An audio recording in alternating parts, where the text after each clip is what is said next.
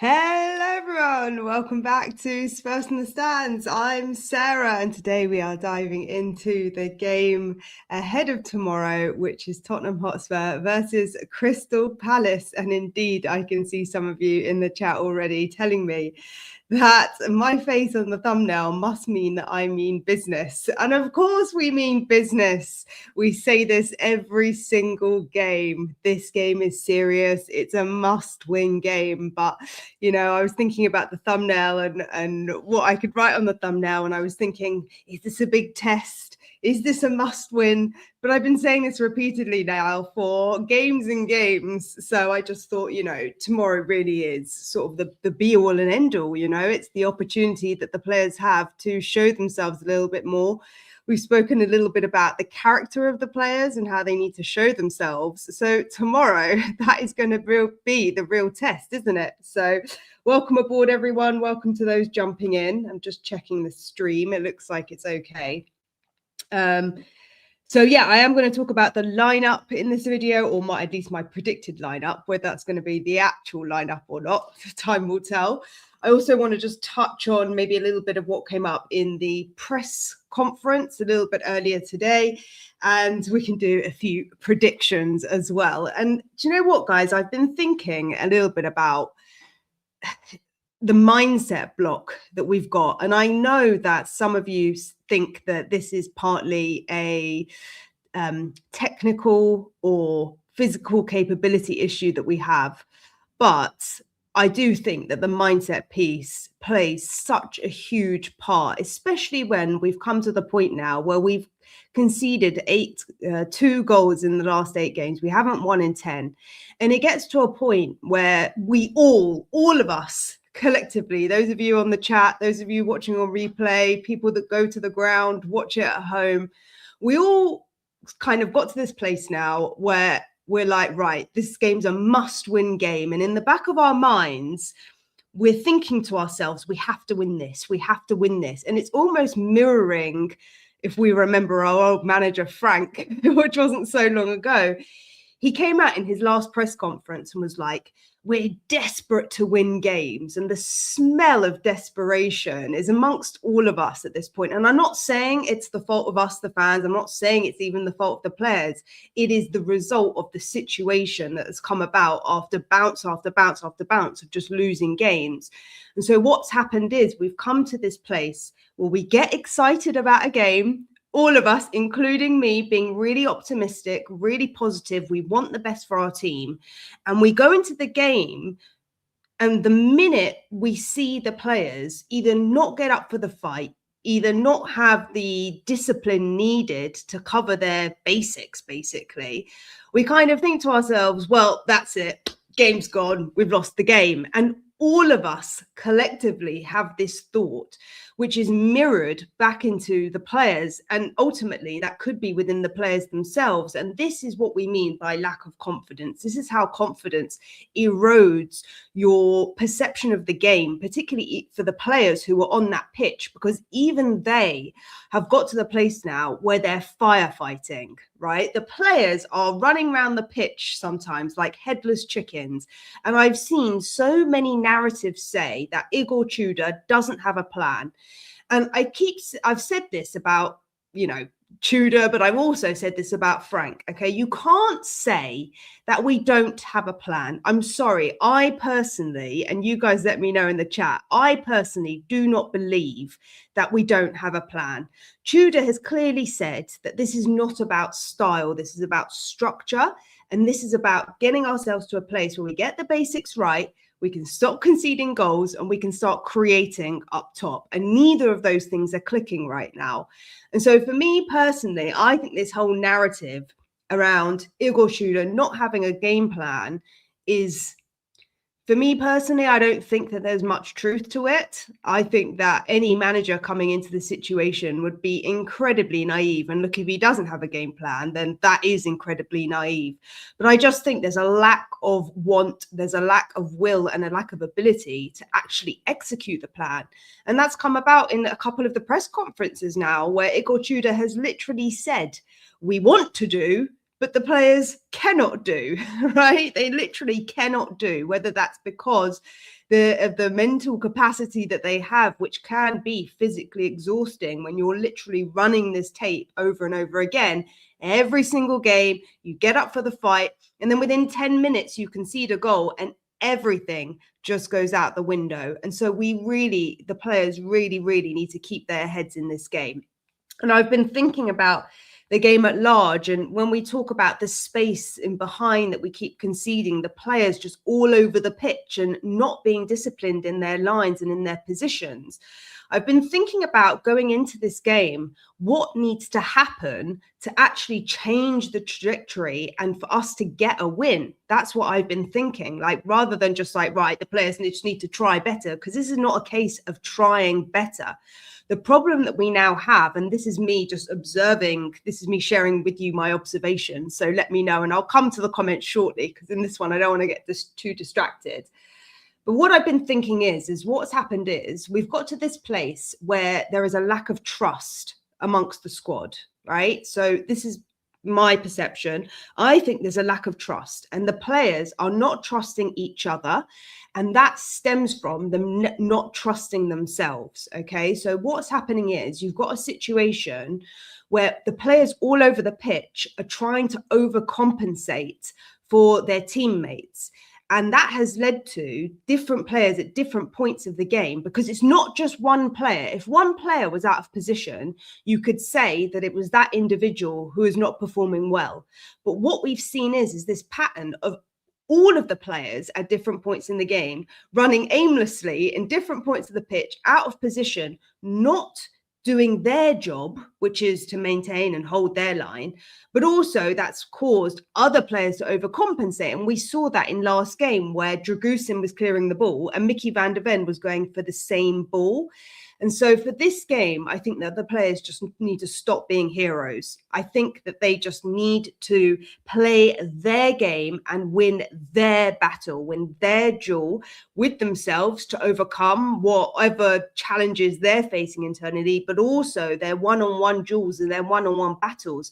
They need to keep focused and keep in position, because every time they look across the pitch and they're like, hang on a minute, that guy over there is not in the right position, and they end up running around the pitch. And this is why we're creating so much space in behind, and why the opponents are finding it so easy to just cut us open, because we have no conviction in what we're doing. And that comes down to trusting the player themselves, but also it comes down to trusting the manager and trusting the system that you're trying to execute. So I don't know how we feel about this, and I'll definitely, run through some comments in a bit. But for me, I just feel like we've got to the point now where we want to see a win. So the question becomes, how do we see this win? And it needs to be part discipline.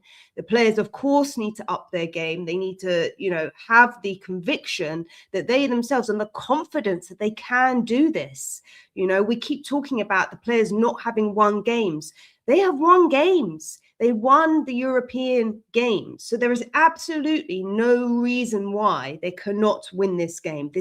For me, this is a 100% a mentality issue. It's a mentality block. And the minute they go 1-0 up first, I think that you will see a completely different team, because even if Palace equalise, I think that belief in and of itself that we can score the first goal will get the crowd on their feet. I think it will give the players the confidence that they need, that they can create something. Now, of course, the challenge we have is the attacking force on the pitch, because we talk about the defense being shambles, but realistically, the attack is equal and as part of the problem as it is the defense. Because if you can't attack, that means that the ball is always coming back to you, and we end up doing this long ball scenario. And with the goalkeeper that we have, who cannot kick a ball for love nor money, it becomes this sort of perpetuating cycle. So we need to find a different system or a different way to overcome this challenge of our attacking, or whoever the attackers are. And we'll go through my predicted lineup in a bit. But I've made some changes in the lineup for this reason, because I think that we need a shift up top. We've had this problem now consistently, and I think perhaps it's partly personnel, right? You have Mawani, You have players in the squad, Xavi, who are really despondent. I don't necessarily think they've checked out. I just think that they get to this point where they're so up for the fight come the first whistle, then they concede a goal and everything they've thought before kind of comes tumbling down, because then the thought process is, well, nothing's going to work. Everything's working against us. The referees are working against us. The fans are turning against us. The system isn't working, and they turn against themselves ultimately, which is self-deprecating. And this imposter is showing itself on the pitch at multiple levels. So we need a bit of a restructure attacking wise, for me personally. We also need a bit of maybe a bit of a shift at the back. Obviously, we can't do that fully without Romero being back in the squad. However, Danso hopefully will be fit enough to play the full 90 minutes. So I think that's part of it. I don't think we see a change with Vicario, but that might be a conversation that we have later. But just as to preview the game as like a high level, I just think this is time for a response now. This is time for the players to get up for the fight and to get over themselves a little bit, you know, to get over this imposter that they've all kind of accepted as part of the Tottenham Hotspur identity, which should just not be the case. And sometimes you need tough love. Some of you are saying, Sarah, I don't believe in all this love, you know, empathetic stuff. And some of you are saying, no, we need to go hardcore and give the players what for. And sometimes you need tough love. Sometimes you need unconditional support. And in this case, Tottenham Hotspur need both of those things. They need the tough love from the manager. They need the manager to be coming out in the press conferences. And I disagree with what they were saying on TalkSport, that the manager's wrong for coming out and speaking about the players. Do you know what? I think that Igor Tudor is not going so hard on the players. For me personally, I think he's just being realistic about the situation. He's saying, we wanted to do, but we can't do. Like we just cannot do it because the players just don't have the physical, the mental strength to keep going through this cycle. So for me personally, I don't think Tudor's being harsh. I think he's being really realistic. Unfortunately for him, this potentially could be his third and final game at Tottenham Hotspur, which would be a crazy scenario given the fact that, you know, 2-month birthday today, if you want to call it that. So, you know, 2 months in and we could already be on our third manager by Friday, which would be absolutely crazy scenario. But look, it's not beyond the realms of possibility, because whoever the manager is, as we've all said before, and we don't want to sound like broken tapes, but this is the situation. So we have to be realistic. You know, you have to be realistic about the situation. We can't be delusional and think to ourselves, we're 100% going to win this. But at the same time, you know, something has to give, right? And if it's always the manager, then the manager, as we said in the very first video, is always the scapegoat for bigger problems, which ultimately stem from the top, as we said before, but it's showing on the pitch in terms of the players' confidence now as well. And it's not nice for any of us to watch. It's so painful to the extent that I'm sure a lot of you, you know, you watch games on TV now and you're 2-0 down and you're like, right, I've had enough. And then we get one back and we all get the hope. We all get the belief, we all get the dream. And other than the City game, you know, pretty much it has just been a case of us just giving it away. And that is the ability to see it over the line. That is the mental strength, right? For Mickey to say to himself, look, I'm the leader on this pitch. I'm just going to cover my bases and I'm not responsible. I'm not the guy responsible for Dragusin's mistakes. I'm not the guy responsible for Xavi's mistakes. I'm Mickey van der Ven and I cover this patch of grass and no one is getting past me on this patch of grass. And as to every single player needs to be doing that across the pitch, right? Rather than looking to their teammate and going, hang on a minute, he's gone upfield, so now I need to go and cover for him, which then just disrupts the whole ecosystem of the structure and the system that we're trying to play. Now, arguably, you could say we don't really have a system. We don't really have an identity just yet. But look, these things take time to build. And unfortunately, Igor Tudor doesn't have time. And nor will the next guy, and nor will the next guy after him. So we can change manager. We can keep doing this manager merry-go-round until the end of the season. We could be in a position where we have 2 more managers until the end of the season. I'm telling you now, it won't make any difference. Okay, there needs to be there will just be a moment where things shift, and just all we as fans can hope for is that moment that the players just go, right, today's the day, we're not letting this slip. We score one goal, we try and see it out, we try and get another one. So I just hope and pray that we can get it over the line, guys. I just hope. I can see the chats flying over here. So thank you so much for all your comments. Please do like, subscribe, comment, share if you're new around here. Anne, you're back in the chat. I can see Anne's back in the chat. Hey, Anne, our favourite United fan. Although I have just seen actually that YouTube started to monitor some of the comments. So maybe some of yours were unintentionally blocked. But we're playing Palace tomorrow. First of all, we're playing Palace tomorrow. That's the first thing. Tonight, West Ham play. So of course, we all saw last night what happened with Wolves. Could Wolves do the unimaginable? Who the hell knows? But we can talk about that a little bit later. Let's just focus on Spurs for now. But yes, Spurs are playing tomorrow night, 8 o'clock. It is at the Tottenham Hotspur Stadium. So look, yes, we do seem to have this habit, right? And this is exactly the point, guys. Letting in 2 goals per game has become a habit, and you get rid of the habit by creating a circuit breaker. So in other words, you're doing the same thing over and over again. We get a goal, we concede another goal, and then we try and get back to a draw. And so at some point, you need a circuit breaker to completely change the mindset of the players of when that happens, right? So rather than going, oh my goodness, now we've conceded a goal, panic stations, and everyone's just running around like crazy, they need to stay disciplined. They really, really, in this game, they just need to stay disciplined.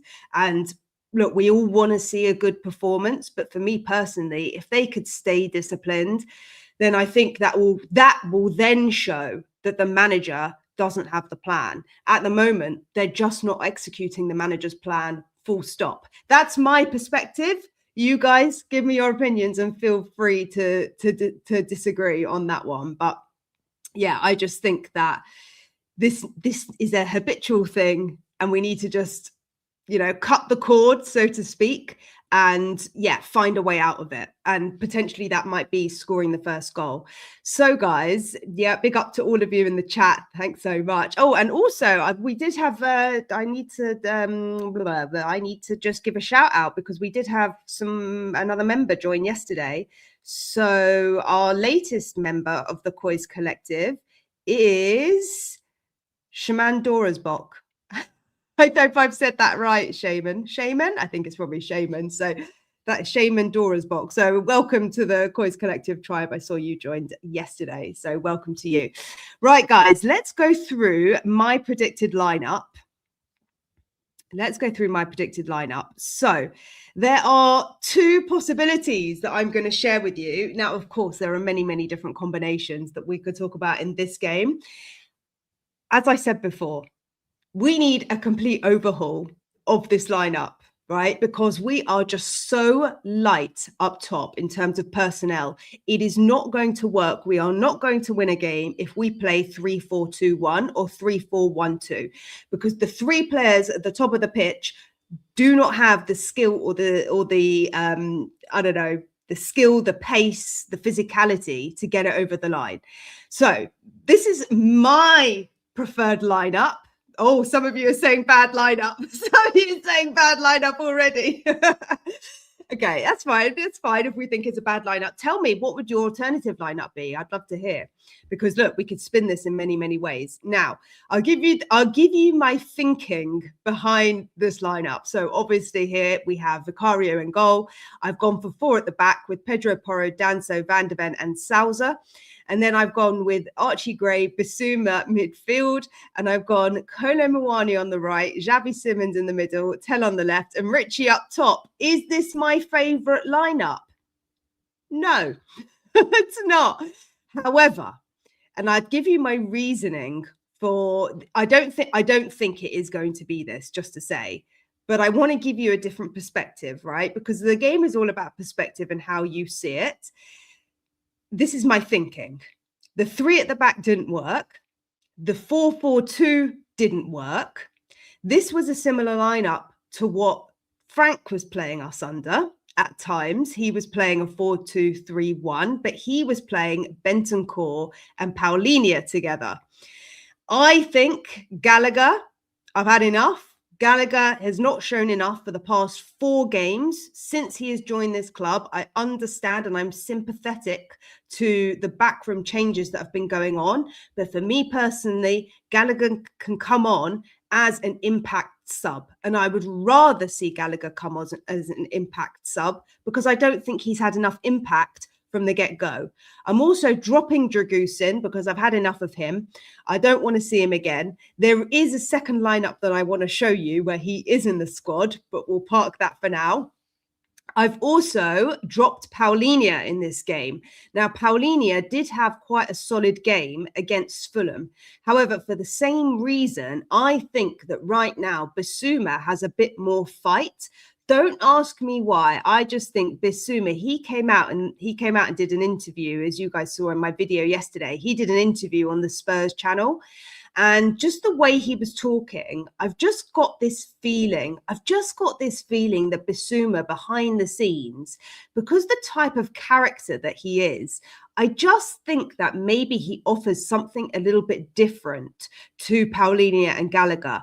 And so because Bissouma has actually been in the squad since Tudor has come in, I actually think that he favours Bissouma. I don't think he had the best game against Arsenal, and I don't think he in general is the all-round player, but I would argue that none of our defensive midfielders are the best in their position. So I just think Bissouma deserves a chance. I also think that Bissouma isn't in our Champions League squad, and so maybe this is an opportunity for him because he's hungry for it a little bit more. I can see some of you in the chat, he's not going to play Bissouma, he's not going to play Muani. We all said that about Bissouma in the past 2 games, and look, he played Bissouma in the past 2 games. Now, Muani on the right wing. Oh, I've put Gray in there as well. Now, Gray is your bang average 7 out of 10 player who will play in any position and will give his all for any game. So because he's, for me, he is kind of like an average player who plays consistently, I would keep him in the squad over Paulinho or Gallagher. Just my opinion. If I was to swap one of those to put Paulinho in, I might be tempted to drop Bissouma. But I just think Bissouma lately has just shown he has a bit of fight. So that's why I'm keeping him in there. Muani on the right-hand side is a very, very controversial one, I know. But I just feel in this game, we need wingers. Now, obviously, playing Crystal Palace, that's going to be quite hard because their back line, they have a lot of physical strength in their squad. And, you know, players like Sousa, I'm not sure are going to get much joy and tell. However, for me, if you're going to play a 2 up top, which we have done in the last 2 games, we've shown it doesn't work because we can never, when you're playing that high line that Tudor likes to play, when you're playing a 2-1, it just hasn't worked for us because Xavi Simons doesn't have the physicality on his own. And this is what I mean by when I said at the very beginning that these players are all trying to be heroes and they're all trying to overplay the ball and do too much. Xavi Simons is the exact example of that because sometimes he can be really selfish on the ball. And he's a baller. You can see that he has it in him to be a baller, but he tries too much. He holds on for the ball too long. And he gets pushed off the ball because of his physicality. He just needs to, you know, play the ball a lot faster. He needs to stop holding on to the ball. And in order to do that, I think what would help him is if he has players around him who are also attacking minded. And we've seen that Tell, particularly at the end of last game, he has the pace. Do I like Tell on the left-hand side? No, I don't. However, what other wingers realistically do we have? The other option to this is you play Richie on the left and then you play Solanke up top. That could be that could be a situation. But other than that, Mawani on the right is probably the one that I like the least. I don't think he's necessarily got the pace, but I just think we need the width. I just think we need the width in this game. And if you're going to play Mawani up top, I'd rather, if you're going to play Mawani anyway, because you're short on players and you're short of attackers, for me personally, I'd start Richie as the main striker. He's on form. He's got the fight. He's absolutely got the fight. He scored last game. He scored against Arsenal. He scored. He scored. Richie scores. Richie scores. He's our top goal scorer. He scored 9 goals this season. Let's get him into double figures. I'd love that for him. But I think he needs an attacking line behind him to help support him and bridge the gap, which we have at the moment between the back line and the front line. So, guys, I'm going to look at the comments. I'm going to look at the comments now. I've just given you my 2 cents on why I've done this. And I am going to show you an alternative one. Nice to see the Hey Systemic Frog. Nice to see the B team out again.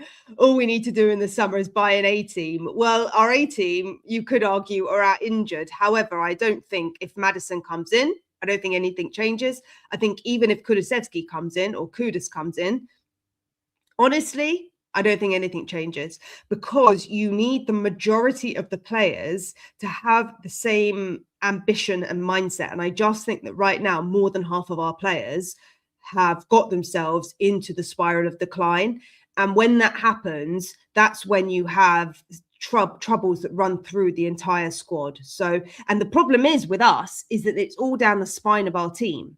The weaknesses that we have are literally down the spine of our team. So it's down the keeper, it's the centre back, it's the midfielders, and then it's our striker. So when you don't have the strength in the middle of the team, this is why we're trying to play out wide, and we have issues there as well. So it really doesn't matter what formation that Tudor chooses, because he doesn't have the players, let's say, physicality, mentality, whatever it is, to actually get this over the line. So I think it's a bit of a struggle either way.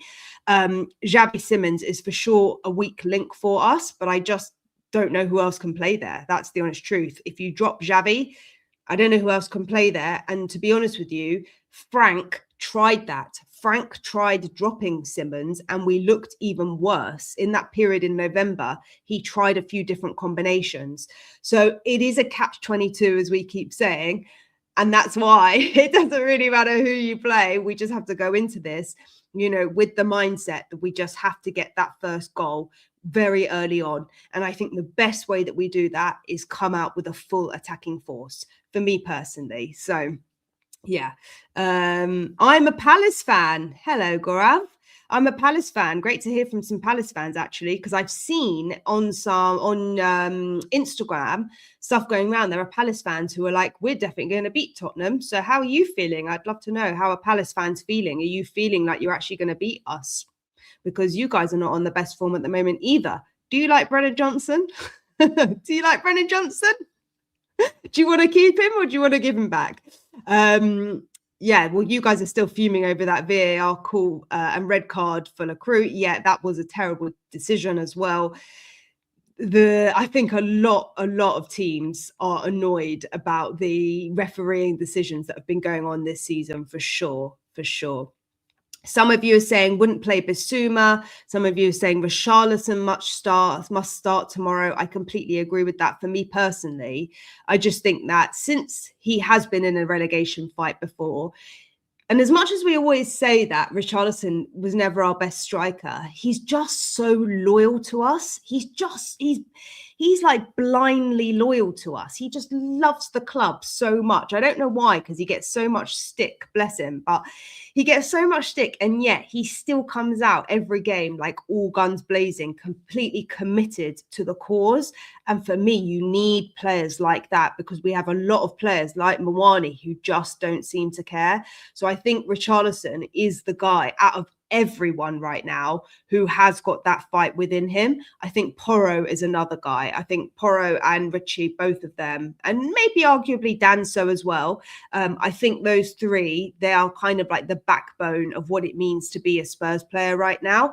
And other than that, we're kind of clutching at straws. I think Archie Gray's got it as well, but I think that because he's so young, he's been affected by this mindset and the confidence that's been going through the squad, unfortunately for him, because look, he's a young player, so I do feel for him, but you have to step up as well, so it's a catch-22. Some of you are saying Paulinho and Gallagher in the middle instead of Gray and Bissouma. For me, he might well go with that, and this is the problem that Igor Tudor has, right? Because whichever way you spin it, unfortunately, you're picking from a mediocre squad. That's the problem. All these players are completely mediocre. And so it is a very tricky situation. But Paulinho, I agree with. Gallagher, I've had enough. I don't understand what's going on with Gallagher. I think maybe because he's had a shift of club, it's been filled with a lot of turmoil recently. Maybe he's come into the squad at a low point. He's also come into the squad at a point where the manager's changed. He's had a lot of lifestyle changes settling back into London. And I'm not excusing that. I'm just saying that plays into his performance. And I don't think it's been good enough. So for me personally, I want to drop Gallagher for this game. I think it's time to give someone like Tell an opportunity. And if that means playing a different formation, then maybe that's what he has to go with. I think maybe Tudor's played that formation, the 4-3-2-1, once before. So for those of you jumping in, I'll just put it up again. One of my predicted lineups. We'll go through the other one in a minute. But I think that for me personally, I just think that Gallagher's had his chance, and I don't understand why they keep playing him over players like Tell, who are clearly fighting and want to be in the squad. Maybe Tell's just still not ready, but it baffles me because he played last season. He basically started for us on the left-hand side. He was fighting for the spot with Werner. So, and he got the shirt over Timo Werner, and now we've dropped all our wingers altogether. So I think partly, obviously, that's the balance in the squad. We don't have a right winger. But Moani has played there before, so maybe he can do it again. But one thing that he cannot do is do the 4-4-2 and put Simmons on the left wing. He cannot do that again. I don't want to see Simmons on the left wing again. That does not suit him. He is too one-footed, and to have a right footer on the left wing, for me personally, he just gets backed into a corner, and because of the fact he holds onto the ball too long, he just gets pushed off of it, and he doesn't have the skill to get himself out of those predicaments, which is causing us to concede goals at the back, for me personally. So that's my 2 cents on that. Who else is fit? Not many. 4-4, 11 wide players left and Colo on the bench. Oh, dear, I don't know. Pigeon is the only one who looks like he wants to fight still. Welcome, Shaman. I hope I've said your name right, but welcome to the COYS Collective. It's who's in what position, not the formation. Yeah, I'd agree with this, Broadbean. I think that's exactly the point. Everyone needs to hold their positions. And the reason why the players keep losing their positions is because it's all panic stations. It's literally panic stations. And the problem is they've got it into their heads now that when they do concede a goal, they all panic, and in the back of their minds, they're like, oh my goodness, what's going to happen now? We're going to concede another goal. Vicario, we can't trust him. And now I've got to cover this player and that player. And they're literally, their brains are overworking. They just need to breathe and just perform to the best of their ability without overthinking everything, because that is creating this negative mindset loop, which is knocking their confidence. So we need to let go of whatever result we want. I know this is a must win, but literally we're at the point now when you're at rock bottom and you don't want it to get any further. You have to just say to yourself, look, whatever the outcome is, we try our best, we go for the win, and whatever plays out, but just stop trying to overcompensate for the other players, because that's not doing us any favors. Should have gone with Harry Redknapp. Some of those players only play hard in Championship League for Champions League for obvious reasons. They are not worried about relegation. They will not be there for the next season. Harry Redknapp for me, no. Harry Redknapp for me, no. Some of those players only played hard in the Champions League. But I don't think it's necessarily about playing harder. I think it's just about playing better. And I think that it's our reputation at the end of the day in the Premier League, which is getting into the heads of these players. I think that teams see us, and if the Palace fans are still in the chat, they can let us know what they think about coming to our stadium, because the murmurings of what's going on at Tottenham Hotspur is just about now reaching Europe. So European clubs now are looking at the situation that's going on at Tottenham, and they are aware. But previously, over the last few months, I don't think they were really that invested in Tottenham Hotspur, let's say in Hungary, but now those clubs, because they're in the Champions League, they're now looking to Tottenham and they're going, what's going on over there? And Tudor's obviously come from the Italian league. So, you're getting a different audience now with eyes on. So I think that Atletico Madrid game, for obvious reasons, is going to be a very difficult game, but we'll cross that bridge when we come to it, because we've got a more important game coming up tomorrow. I don't watch Spurs that much, but may I ask why Richarlison? Who do you support, the girl gaffer? Who do you support? I don't watch Spurs that much, but may I ask why Richarlison doesn't start more often? Is he injured? Why are his minutes limited when he seems the only player that actually cares about the club?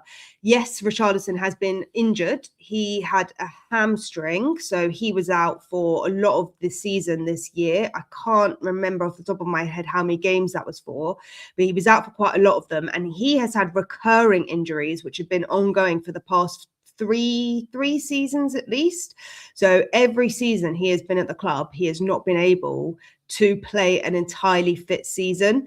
So I think for Richarlison, he has him and Solanke essentially alternate in their injuries. That's what happens. We don't have either of them fit at the same time. This is the first time in a long time we've had both of them fit. So it's an ongoing crisis that we have, which is part of this injury crisis that's been playing within the squad for quite a while. But Richie, he was hit and miss last year. He's coming back into form now, and I think that with that form, we're seeing him score more and more goals. But it's true to say that, yeah, he hasn't been fully fit. And look, he might not even be fully fit at the moment. He's definitely there mentally, although maybe he's not there mentally. I don't know. Last time he got his injury a few weeks ago, he was on TikTok making eggs on toast with his kids. So I don't know. Clearly got too much time on his hands. Right. I'll be three at the back though. Right. Okay. We'll come on to the back three situation. What else are you guys saying? No Vicario. Weak all over the park. Yeah, unfortunately, that's the situation. Everyone wants to play Spurs. There you go. Are you a Spurs fan? Are you a Palace fan? Are you a Palace fan? Richie is the new Klinsmann. He's going to save us. I don't rate Richie, but he's the only one playing for the shirt. Well, I think they're all playing for the shirt. They're just not playing well enough. For me personally, what they've shown in the last two games has just been a case of disorientation and a lack of just complete self-belief. Whereas for Newcastle, they were not running. I think last game they were running until we conceded 2 goals, and then they just kind of went out the window. You've just come on, Roy Park. Well, I'll show you my first for those of you jumping in now. This was my first lineup suggestion / prediction. So tell Richarlison and Sousa I have put into this lineup because my thinking, Roy, was very similar to yours. Oh, you're a rival fan and you come in peace, the girl gaffer. That's okay. That's okay. I don't mind. So I'm going to show you the second lineup that I've been thinking about, and that is a 3-4-2-1 formation. So this goes back to the formation that Tudor tried in the first game against Arsenal, the 3-4-2-1 situation that also didn't work. However, the difference with this is we have Danso and Dragusin in the back line. Now, some of you are saying you didn't like the other formation. However, in order to make a 3-4-2-1 work, you need to have three centre-backs. It doesn't work if you play Gray in the back line, and it also doesn't work if you play Porro in the back line. Because if you play Porro, who is arguably our most creative player in the back line, then the system fails. So you need wing-backs who can push the ball up the pitch. So you need Porro further forward. This is my suggestion. So let me know, guys, what you think to this. I'm just going to check. So against Arsenal, we had Paulinho, Dragusin and Van de Ven in the back line. Now, maybe you could put Paulinho in the back three here with Danso and Van de Ven. I just think that with Danso in the middle of the three at the back, he is stronger. He is a better communicator. He is more experienced. He has more authority. And I just think that he would be so much better in a back three in the middle than Dragusin. Arguably, you could take out Dragusin and put in Paulinho in this. But if we are going to play at three at the back, of course, I think Van de Ven will also feel more comfortable with Danso to his right. I don't think it's perfect, and I prefer the four at the back. But given that Tudor plays a three at the back, I think if he was to go with this, he would go with something like this. So the same thing applies with Gallagher. I have dropped Gallagher from this squad. You would have Sarr as an alternative to Gray. That's the other option. So you could have a Porro on the right in the midfield. You could have Gray, Bissouma and Sousa. And potentially you could have Spence is out. So we cannot have a left wing back of Spence in this game.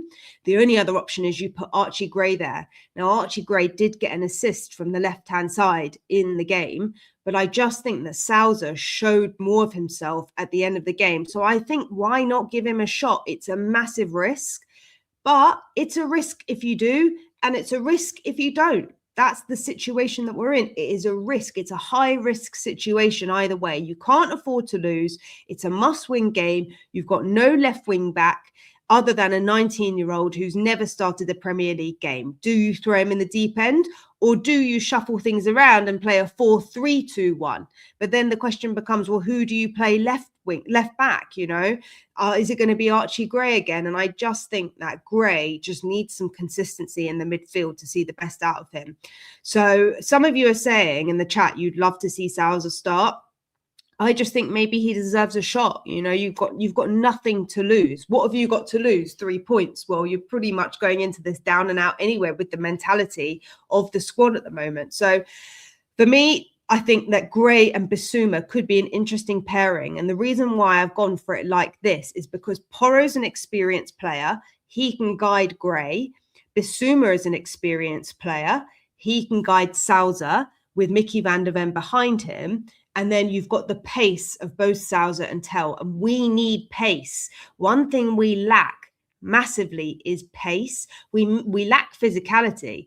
But if you don't have physicality, you need pace to outrun your opponent. So I know that Crystal Palace have an equally competitive squad. I'd like to think if Brennan Johnson starts, Van der Ven would have his number. But look, I think that you need to have pace in the squad. And I think Tel is faster than Simmons. I don't think Simmons is a faster player. I think Simmons is better technically. But if he can put the ball at Tel's feet and he plays with Richie as he has been and they link up, potentially we could see some magic. The other option to this is, of course, you play Solanke. That's the other option to this. You move Simmons to the left-hand side and you play Solanke like we have previously. But I just think that maybe Tel deserves a shot. And maybe you have players like Solanke, like Mwani, Who else would be on a bench? Sarr, Paulinho and Gallagher. That gives you 5 players that could come on and change the game. And what we haven't had is a bench that can change the game. We haven't had a bench. And one interesting thing that Tudor said in his press conference was he said that what he's learned about the Premier League is the game is won in the last 20 minutes. So he was asked, do you start games well? And he said, well, it's more important how you finish games, which is so true. You can start a game and concede 1-0, but if you're still 2-1 down at the end of the game, you've lost it. So you might as well play for the last 20 minutes to have a bench that you can change, that you can have a game changer to come on and increase the pace on the pitch, which we've lacked a bench for basically the entire season and arguably 2 seasons. And because the Premier League is so physical and such high tempo, you need to be able to change the players on the pitch. So that's my 2 cents. And I would probably bring on Sarr maybe in the second half, and maybe bring on Paulinho as well to see the game out. Do I like the only one I'm uncertain about in this particular lineup is Dragusin, and arguably I'd even drop Simmons and put Solanke in there. But then you have no playmaker. So then I would say you put Sarr instead of Gray. If you're going to put Solanke, then I think you need Sarr. Sarr is probably our fittest playmaker other than Simmons, I think. What do you guys think about that? Do we think that Sarr is probably our most creative player, given that most of our players are out after Simmons? Because look, Simmons is supposed to be a playmaker, but he hasn't really created too much. So I'm realizing that I'm going live and it keeps getting dark. So let me stick the light on. But let me know what you think. Do we think Sarr is a bit more of a playmaker? And do we prefer this 3-4-2-1, or do we prefer the 4-2-3-1? So that was the 4-2-3-1, and that was the 3-4-2-1.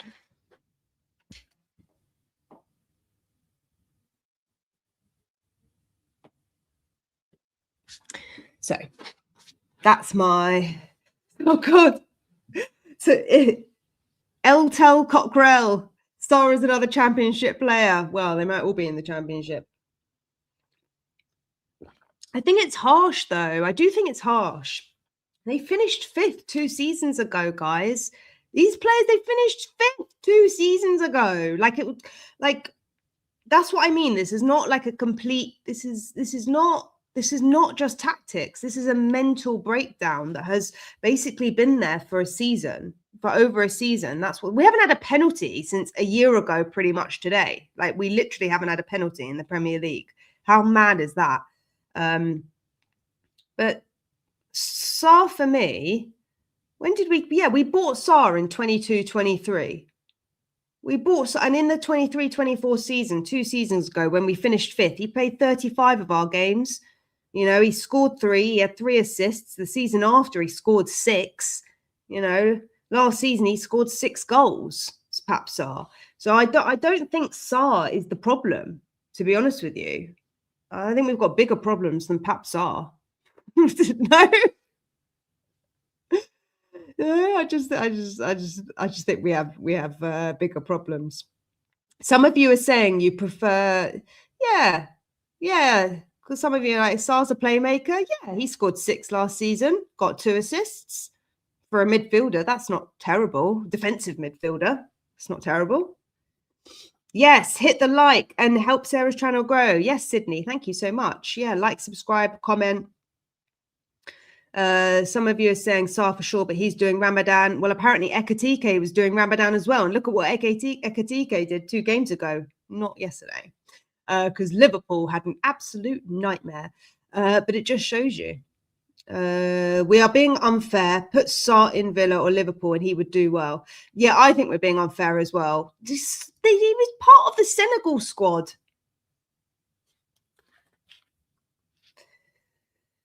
Oh dear.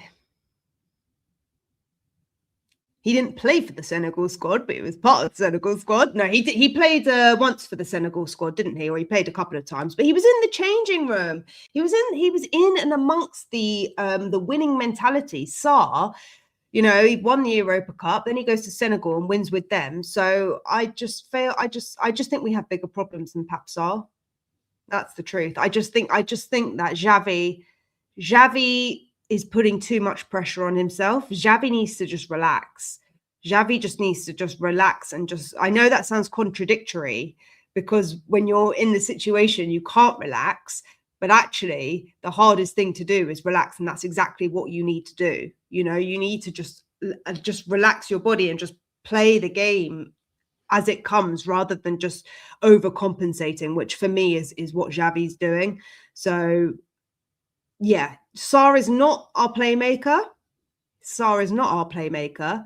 But look, you have no Kulusevski, you have no Bergvall, who probably is our best playmaker.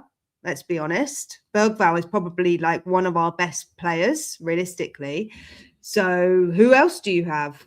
You know, you've got Maddison's a good playmaker, but he's not in the squad. Bentancur. So Sarr is the next in line. Sarr is a better playmaker than Gray. For me personally, that's just the way that I see the game. But you guys can, you know, everyone has their own opinions. So, yeah, what are you guys saying? And yeah, for those of you that disagree, what lineup would you like to see? Some of you are saying 4 at the back. So who would your 4 at the back be? Would you have Sousa as left back? Because I've put Sousa as left back because I can't see any other way. Like, who else? You've got Udogi's out, Sarr is out, Porro's playing on the right. Gray, ideally, you want him in midfield. The other option is you play Gray at left back. But why would you play Gray at left back when you have Sousa? Like, they're both equally as physically weak as each other or strong as each other. And I think Sousa probably has more pace than Gray. I don't think Gray is a fast player. He's very good at spraying the ball, but he's not a physical player. And I don't think he's particularly quick, for me personally. I think he will play Gallagher instead of Tell, but a 3-5-2-1. Interesting. 3-5-2-1. Yes, he very well could go with that. I don't like it. And the reason why I don't like it is because I don't think it's going to be attacking enough for us because we're going to be sitting too deep. We don't have the confidence at the back line. The problem was we had Ange. The reason why this has happened, guys, is because Ange was playing us so high line that we panicked that our defense wasn't strong enough. And so Frank came in, tried to change the mentality, but became overly defensive. And now we're caught between the two. We're cautiously trying to defend without being attacking with conviction. So we've ended up in a situation where we're neither Ange ball or Frank ball, and we're a mishmash of everything. And I think Tudor's trying to navigate that and find his solution to where the team is at right now. So I think a 5 in the midfield is okay. And I think, yeah, you probably in that case do throw Sarr in the mix in the middle of that probably. But I personally would rather take Sarr over Gallagher at the moment. Or just bring Gallagher on as an impact sub for me. Bring Gallagher on as an impact sub. Save him because he's not doing a job. For me personally. Palace are a very physical side. Paulinho has to start. Yeah, I kind of agree with that as well, Queen Ellie. Welcome back. Yeah, I agree. Paulinho maybe. So for me, Gray is too lightweight and he has to be benched. This could be a game to give Gray a rest. I wouldn't mind that. I'd go with that. I'd put Gray on the bench. So what would that look like? Ooh. What would that look like? Then you'd end up with a midfield of Porro, Paulinho, Bissouma, and Sousa. Yeah. Or I'd take out Dragusin. Who's the weaker one?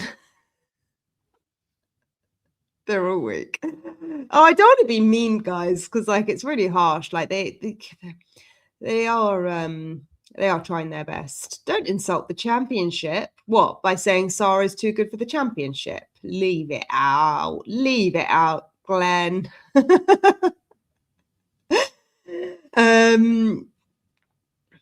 My cat has better ball control than Sarr. Well, maybe your cat should play. We had more men in the side 2 years ago, and now we are a creche. Yeah, unfortunately, that is a result of the buying department, but we all know that. But that's the situation.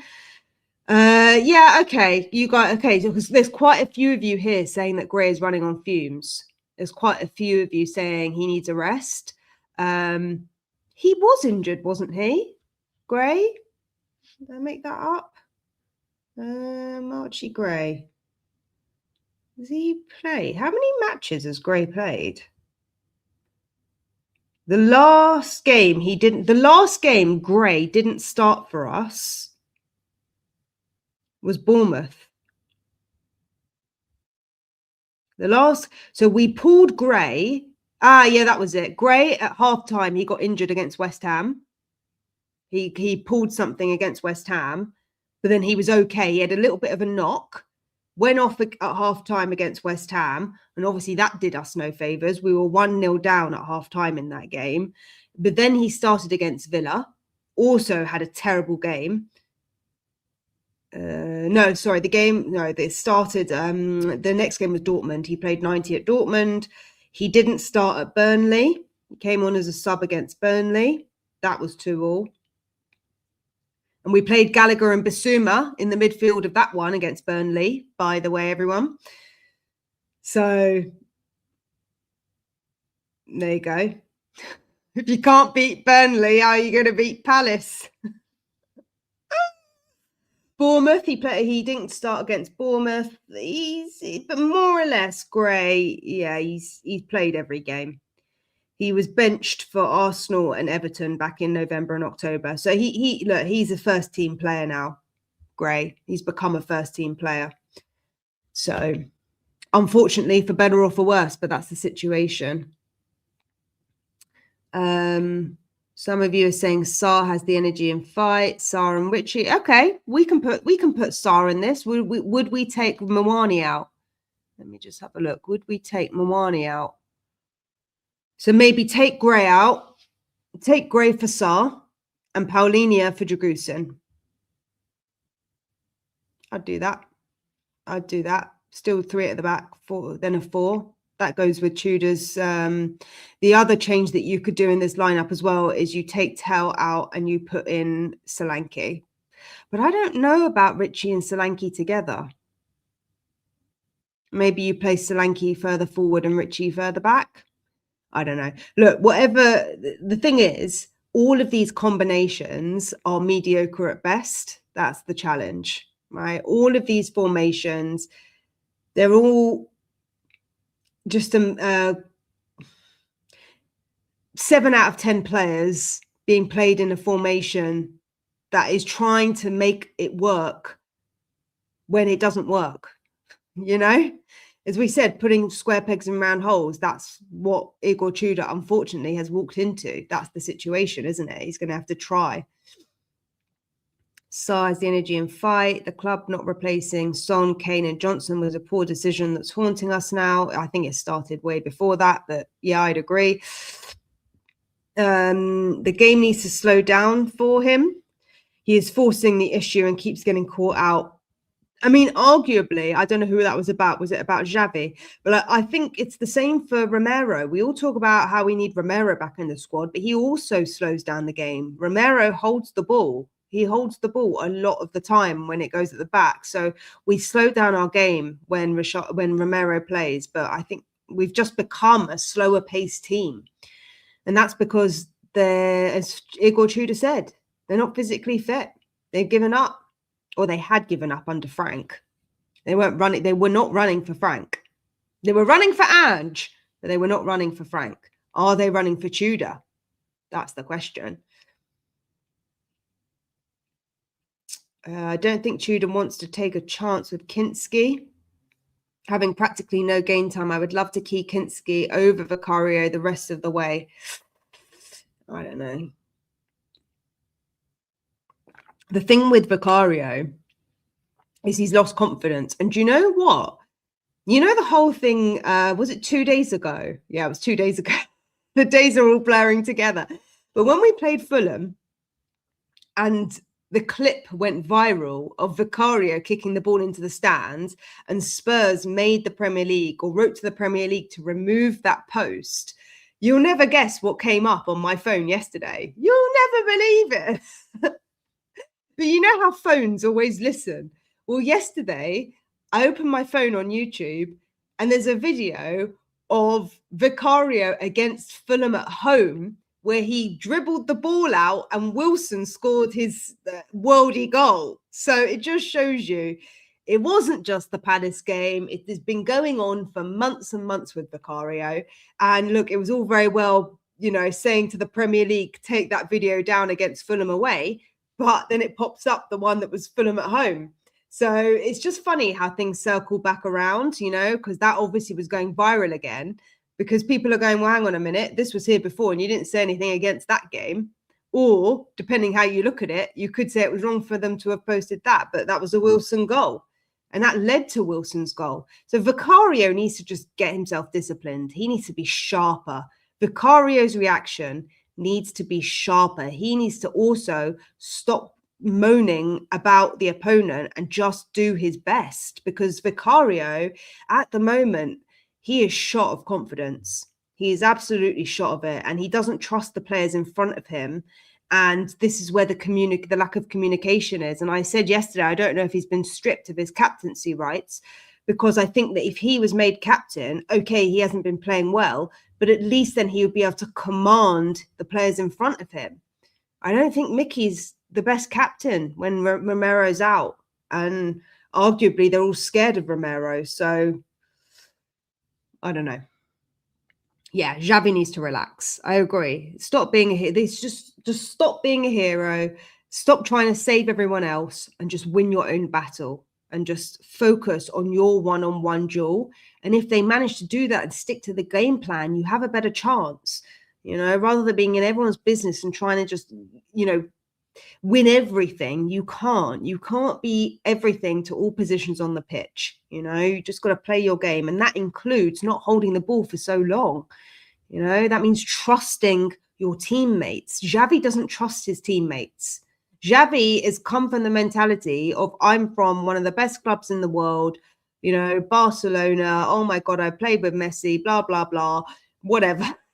Whatever. And he's come into this team and he's going, I don't trust Matthias Tell to take this ball on. I don't trust Archie Gray to do this job for me. So I'm just going to do it myself, you know. And this is part of Xavi's problem. He needs to trust his teammates. He can't think that he's better than them, even if he is, because because of that, he's being sucked into the problem and worsening his game. In my perspective, that's one perspective. Of course, you could spin it in many different ways, right? They have been very good in midfield. Yeah, we keep losing the midfield battle, Queen Ellie. We need to win the midfield battle. And this is what I mean. If we play a 2-1 up top, I don't think we win the midfield battle against Palace. I don't think we win. I'm just going to have a look at the Palace. How Palace? Oh, yeah. So did Palace do a 3 at the back? Well, maybe they will. Because they've got, I mean, it could be interesting if they also do a 3-4-2-1. But they've got Wharton, Sarr, Larson. I mean, if they did a 3-4-2-1, it would be interesting to see a 3-4-2-1 versus a 3-4-2-1. How did they line up against United? Yeah, they also did a 3 at the back. Yeah, they do a 3 at the back. I mean, arguably, yeah, if we did a 3 at the back, maybe this is a team that we could beat in that formation, actually. Maybe. Xavi isn't getting the runners or options to play anything to. No one has matched his wavelength since Kudus got injured. But Kudus is another player who does that. Kudus is another player that does that. And maybe that's from like his West Ham days, but we saw it at the beginning of the season. He also doesn't release the ball.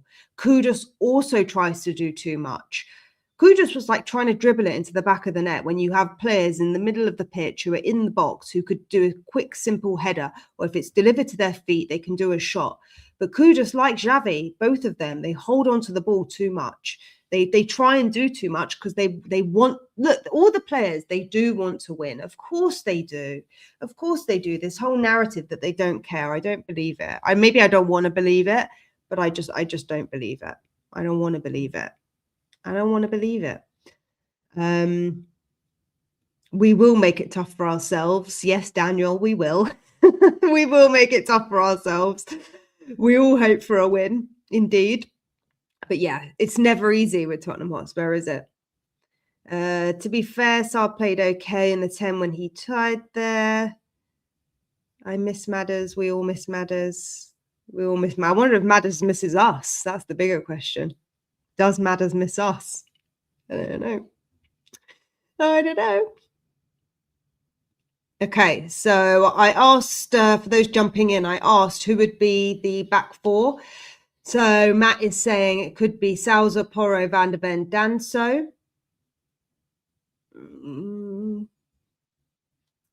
Yeah, so that's the back four that I said. So yeah, so it sounds like a lot of people going to be the left. Who is the referee going to be tomorrow? I don't know. Does it matter? It's Andrew Madley. I don't know if that means anything to anyone. Andrew Madley. I don't know what games he's refereed recently. Apparently he's a Huddersfield Town supporter, so I don't know. That's hilarious. Yeah, he's the referee. Andrew Madley, Huddersfield supporter. Hi, Sarah. Hope you're well. Yeah, Super Tottenham TV. We're okay. We're just going along with it like everyone else, I suppose. It's really funny. Someone in the comments yesterday was like, "You're so negative. I'm blocking you." I don't think I've really been called negative, have I? I think some of my latest videos have been a bit negative, but I don't know if it's negativity. I think it's just realistic. Look, it's realistic. You know, we can be positive on game day, you know, and we can set aside all the politics on game day. But that's the emotion of it, isn't it? After the game, that's the emotion of it. But in between, when you take a step back from the game and you're observing what's going on, you know, you have to be realistic. There's no point me coming out and going, "Oh, we're going to win. You're going to get fourth," because everyone will be like, "What the hell are you talking about?" So, you know, I don't know what more Vicario needs to get dropped. I don't know. Yeah, I agree with this. They finished 5th with 1 game a week and not Europe. It's true, but that's exactly the point, isn't it? That's exactly the point. We needed to reinforce the squad, to have the squad depth, to play twice a week. And when we didn't do that in the first season of Ange, it led to the collapse. It led to the structural collapse because we know we brought in Odebear, Bergvall, Gray, and Solanke, but that wasn't enough. And that is why Bergvall and Gray ended up playing first team and in Europa last year. They ended up doing both of those things because of the squad collapse. So the team had got lazy. They are still lazy. And when I say lazy, I mean that they are both emotionally and physically drained. And so they've dropped off to the point now where it's impacting every single game consistently. So I think that's been part and parcel of the problem. But look, at the beginning of the season, I was saying that it would be a good thing if we finished 10th. That was me in hindsight saying it would have been a good thing if we finished 10th, by the way. But I was saying it would be a good thing if we didn't get into Europe next season, because it would mean that we have time or a season to recover the squad from the injuries.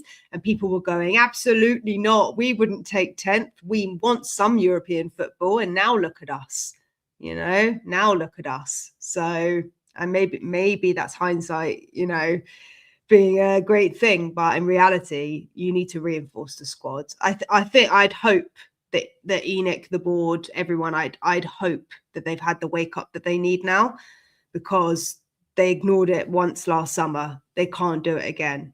They can't do it again. It should have been a warning the season before, but it wasn't. They thought that buying 4 players was enough, but they weren't physically fit enough to be in this league in the first place, which arguably you could say why Bergvall keeps getting injured. And Bergvall, by the way, there was some interesting stuff going around about Bergvall, because Bergvall had his concussion at the beginning of the year. And apparently when you have concussion, your chances of getting re-injured are significantly higher. And one of the, I think that happened, who was it? Was it Donnelly who got injured, who got concussion? Was it Donnelly who got concussion? But Archie Gray, he had a really bad concussion. He was out for a couple of weeks. He came back and then he got re-injured. So there is something to that of whether he should have been fit enough to play, and whether the impact of the concussion has ultimately led to more injuries as well. So that is obviously now a sustained injury and something that Bergvall has been suffering from. So I'm really upset for Bergvall, because he has been a shining light in the squad. But at the same time, you don't play players if you think that they're still suffering from the effects of concussion. But I think there's so much that's still unknown about concussion that, yeah, maybe they played him just because they thought he was fit. But maybe Bergvall got injured because he was weaker because of that concussion. I don't know. 3 at the back. Vicario, Dragusin, Van de Ven, Danso across the back. So you're doing a 3 at the back. Sousa and Porro as wing backs. Paulinho and Gray in the middle. So Paulinho and Gray. Oh, so you've dropped Bissouma. I don't think he drops Bissouma. For some reason, I just think he likes Bissouma. And also, Bissouma came out yesterday and did the interview, didn't he? So I think Bissouma is one of the players who's stepping up. Oh, Bissouma. Maybe he'll have his boombox in the back room. Who knows? Bissouma's 29, you know. Not that that means anything, but just from the fact that he's an experienced player, Bissouma is like the same age as Paulinho when you think about it. Because in my mind, I always think Bissouma is like 26, but he's not. He's a mature player. Paulinho. How old's Paulinho?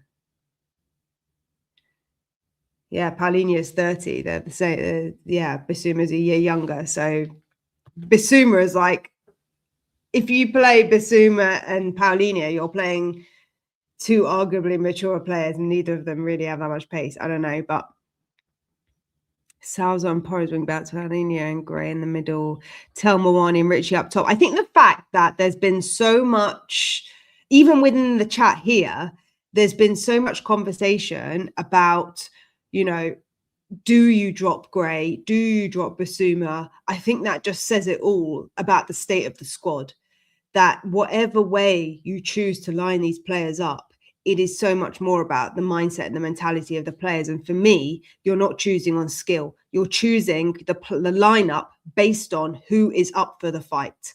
That's how I would pick the squad. Who's up for the fight? Who is showing themselves in training? Who's working hard for the team?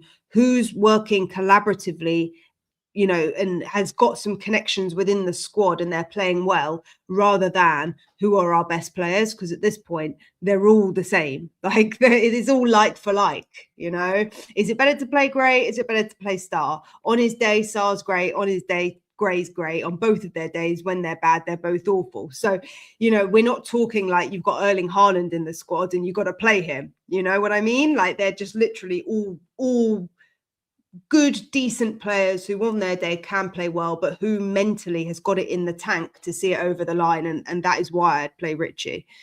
You have to play Richie. And maybe even Solanke. I just don't know if both of those players work together, but 3-5-2-1, we need that extra player. Yeah. Is Spence injured? Yes, Spence is injured. And I think that is going to be a long-term injury or a mid-term injury. We don't really know too much about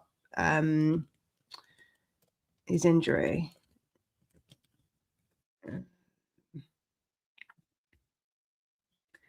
Spence Spence, he's currently being assessed, and they hope that he's going to be back for Atletico Madrid. Spence back for Atletico Madrid, which is what, the 10th of March? No.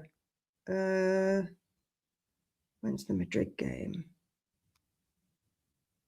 Yeah, 10th of March. So a week. But he's being assessed. So how many times have we heard that before? Oh, they're going to be out for a week, and then it ends up being a month, and then it ends up being 3 months.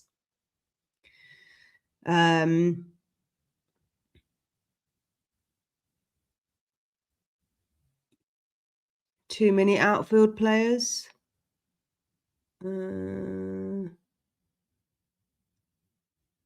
Yeah, well, it'd be 3-4-2-1, wouldn't it? Or 3-4-1-2, but either way, I think. Okay, say 3-4-2-1. Yeah. Well, that's basically what I've said, isn't it? But the thing is, Tudor does like 2 strikers up top. Tudor does favour that, but whichever way you spin it, whichever way you spin it, it's mediocre at best. At best.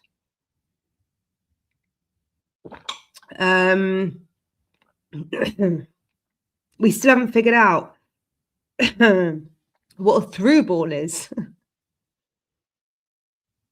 Yeah, no point trying to sustain pressure up top until we do. Yes. I don't quite know why this is. Maybe it's our players, and maybe they just don't fancy it, because Romero tends to play the ball over the top. So does Mickey van der Ven. So either it's an instruction. The player that used to play the ball on the ground quite a lot was Maddison. And then Kulu was able to protect the ball, or Kudus was able to protect the ball. But we have no players who can protect the ball. Every time Mawani gets the ball, every time Tel gets the ball, they both get knocked off the ball. So the long ball situation, or the through ball situation, yeah, we've replaced that with the long ball, which doesn't work because Vicario can't do it. So oh, I do feel for Vicario. You know, he's under so much heat. It doesn't help the situation. It really doesn't help it. I know I sound like, oh, just really soft, but like, how can it help? You know.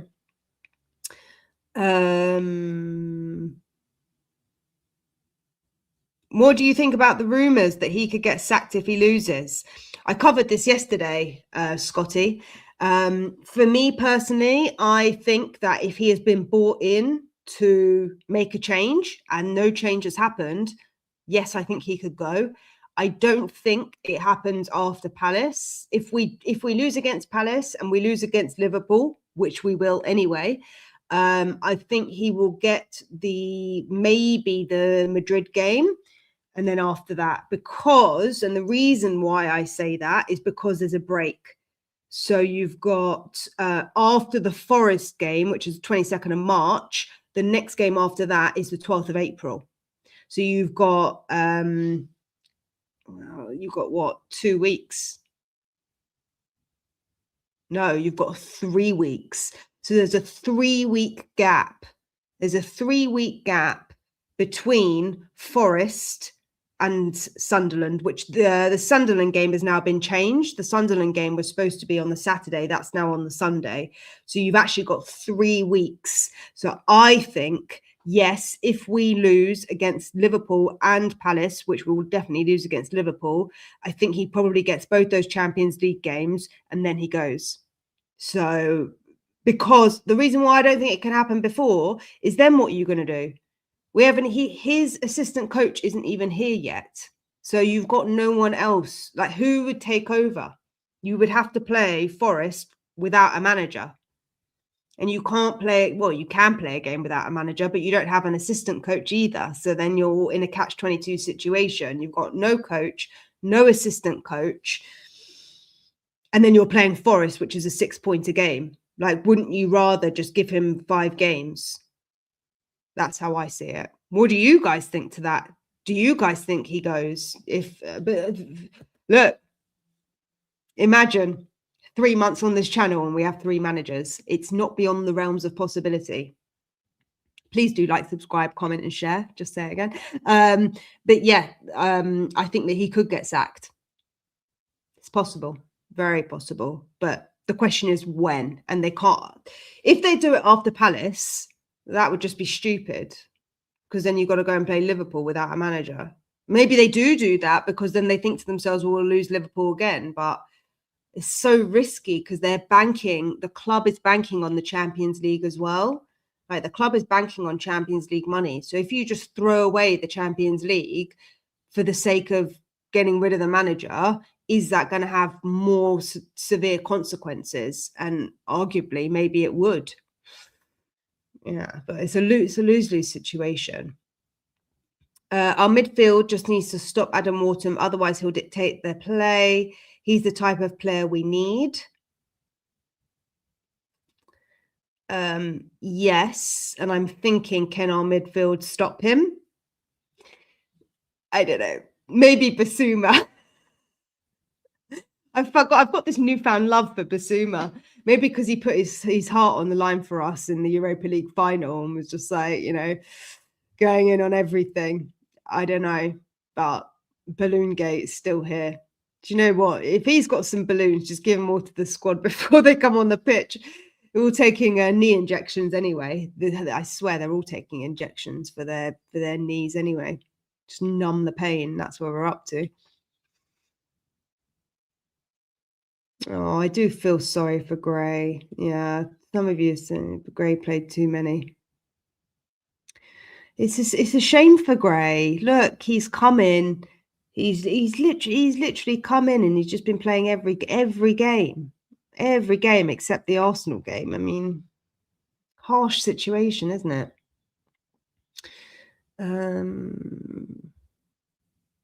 Personally, I'll put Richie. Okay, Richie instead of Tell on the left, and Paulinia in for Gray. Van der Ven left back with Dancer and Dragusin centre backs and Poirot right back.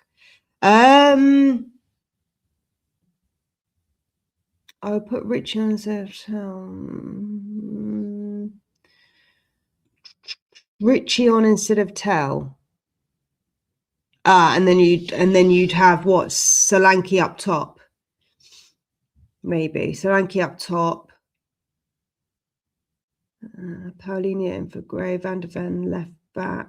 He's not going to play Van der Ven left back with Dancer and Dragusin centre backs and Poor on the right. No, I don't. Maybe. I personally don't like it. I'd rather see Paulinia in for Dragusin. Personally, I'd rather see Paulinia in for Dragusin and Sarr in for Gray if I was to make a change. And yeah, Tell arguably put Richie there and then play Solanke. Maybe. But if you were to rate this team and you were to rate the team with these players in it, you'd probably give both teams a 6 or 5 out of 10, So like overall, maybe some of you are like, you're being so kind, 6 out of 10, 5 out of 10, give them a 3. No. They're decent players, but they're just heads gone. Their head is completely gone. It's really sad. It's really sad. We love our club. And look what we've become. Yeah, exactly, Dominic. Every window we've downgraded. We've bought in bulk and bought badly. Sad state of affairs. Let's not talk about the championship just yet, COYS. Come on, Paul. Positive mindset. Let's not talk about that until we're in the 18th position. What time does the Wolves-West Ham game kick off? Is anyone actually going to watch that tonight? I don't. It's a sad state of affairs when you're watching Fulham-West Ham, isn't it?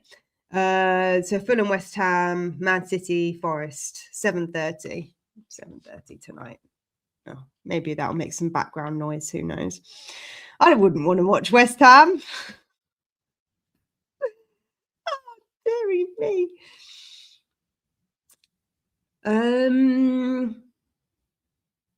Hi, Tanzioni. Welcome. That's okay. Well, that's okay. We're all divided by opinion, aren't we? We're all divided by opinion. We're all united by Spurs, but we're all divided in our opinion. But I'd like to think that we all want the best for our club. It's just, how do we do that? How do we get there? And that's a combination of things, right? It's a combination of things. Just, we've got ourselves to this place now where we're so stuck in a rut that it's not one thing. So it either comes from the players or it comes from the manager, but either way, at some point it needs to click. But that's okay. We all have different opinions. And as I keep saying, out of the 11 us that go to the football game, even out of us 11 that have to sit in the car, we all disagree. You should hear our conversations on the way home. Sometimes I try and film them and the match day vlog, but yeah. You Pete and Steve, two of the guys that have been in the match day vlogs, they both say the only reason why they go to the game is because they have the season ticket. So, I mean, that's probably true for me as well, but I'm also there to support the team. And for most people who say, oh, they hate supporting the team and everything, believe me, even if we got relegated in the Championship, everyone would watch. Everyone would watch. Even the haters who want us to be relegated, they would still watch. Of course they would. We're all fans at the end of the day. That's what fans do. We just support through thick and thin, don't we? That's what our job is at the end of the day as fans. I'd take a mannequin over the goal of Vicario. I don't know about that, but yeah, Romero, the human rain delay for the way he slows down the game. He does. Romero does slow down the game. I'm not sure why he does that. I don't know whether he's like looking for the pass, whether he's trying to draw the opponent in, but Romero does it a lot. And it's in a different way to Xavi. Xavi just, he slows the game down, but because he's trying to take back control rather than pass, and so he's slowing the game down in a different way. Romero does it when he's in possession and just sits back on the ball, waits a few seconds, and then plays it, and it just slows down the whole thing. Whether that's because the players in front of him aren't listening and are in their own mix-up of where they should be playing. But I am doing a game day vlog tomorrow. I'm also going to have to take my battery pack because my phone died last game on the way home, and also my screen is so cracked. I'm just like praying. I'm just praying.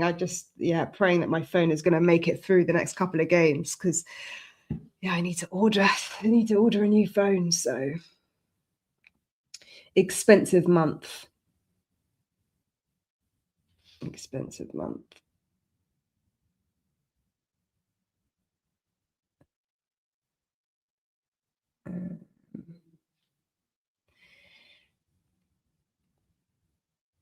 Let's just see if there's anything else. Right.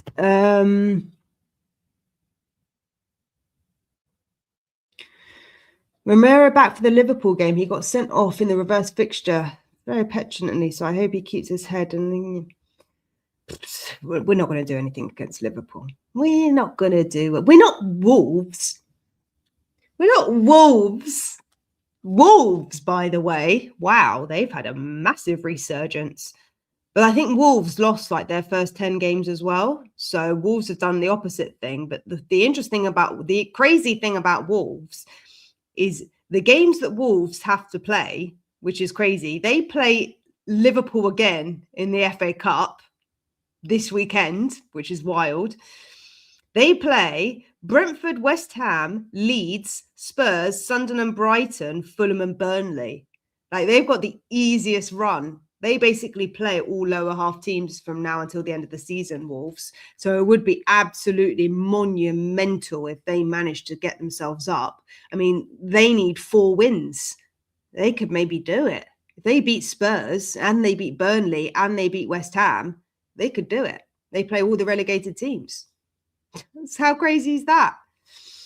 Crazy times. Do you think it would have been a relegation battle if Kudus was there? Yes, I do. Yes. And I think it would have been a relegation battle if Maddison was in the squad, and I think it would have been a relegation battle if Kulusevski was in the squad as well. And I based that on last year and the fact that the Champions League is more intense than the Europa League, and the fact that we also didn't reinforce the squad when we had even more injuries. So I think 1 for 1, no. If you were to change 5 players and you were to put Kudus, Maddison, Bentancur, Kulusevski and Romero back in the squad, yeah, maybe you have a fighting chance. But I think you're still, and probably Odebear. I'd probably throw Odebear in there as well, because we don't really have any wingers, and that's a really big problem.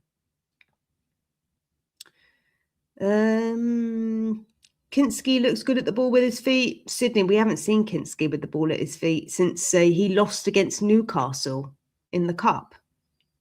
That was the last time Kinski played, wasn't it? And we lost that game, pretty sure. So he might look good in his feet, but he's not the best goalkeeper. Yeah, he played 2 games. He's played 2 games for us. He played, 90 minutes against Newcastle. We lost 2-0. And he also played against Doncaster and we won 3-0. That was Doncaster. So we haven't seen enough of Kinski. We don't know. There's obviously something about him. Otherwise they would have played him. I'm sure of that. You wouldn't not play him. But for some reason, the whole captaincy thing and Vicario, there's something going on with Vicario. He's not happy. I think he was so believed and backed by Ange, and then maybe Frank just couldn't get the best out of him, and it's just knocked his confidence and the whole style of play and everything. And now it's affecting him. But look, he's still doing a lot of good work, Vicario, in and around the club. He's still, helping the young kids coming through, and he's still doing a lot of academy work, and he's still very involved in that front. But I think he's also disconnected with the fan base because they've been so harsh, but arguably rightly so. So it's a catch-22 situation. He's shot and he's taking out of the team. Is that about Vicario? If that's about Vicario, I think that taking him out of the team is going to make the situation even worse. Kinski in goal for the rest of the season. See if he could be good enough for next season. Vicario is not going to be there next season. Also, I can't see him in goal for Spurs anymore hard enough. I don't know. I haven't seen Kinski in training. I trust Tudor's judgment, because the fact that Ange didn't play Kinski, he played him because Vicario was injured. Frank didn't play Kinski other than those 2 games. And we got out of the cup because we got beaten by Newcastle when he was in goal. So if Tudor's the 3rd manager to not play him, I'd say it's the player and not the manager. This is the problem at some point. How many managers can you have before you say that it's the players? Like, how many managers can you have? And the problem is we just keep talking about the bloody manager, don't we? So annoying. It's so annoying. I don't want another manager, guys. I don't want another manager this season. I mean, I would want another manager if we lost against Palace, but it's just not going to solve the situation, is it? It's just not going to solve it. Maybe it would. So this is the problem. I swear we've all turned schizophrenic because we're like, maybe it would save the problem. No, it wouldn't. Yes, it would. And it's like, whatever way you turn, whatever way you spin it, unfortunately, you can try and level it out, but it's never pushing upwards. It's just like for like changes. And so nothing changes. Yeah, dire situation. I think you could say that Kuda's trying to do too much. Yeah, a lot of these players are trying to do too much. You can't blame Xavi for thinking that. Yeah. Well, they're not letting him down. The players aren't letting him down. The players are letting themselves down.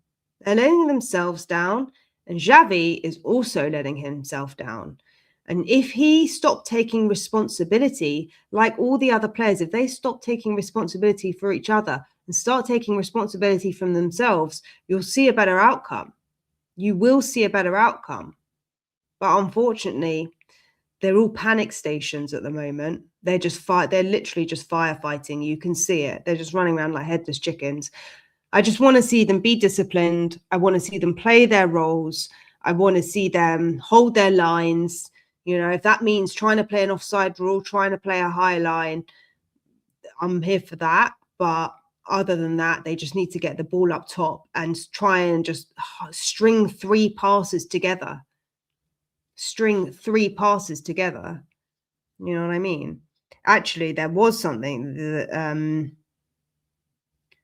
there was a statistic that I saw today. Spurs base posted. Can I even show you guys this? How do I show it? Hold on 1 second.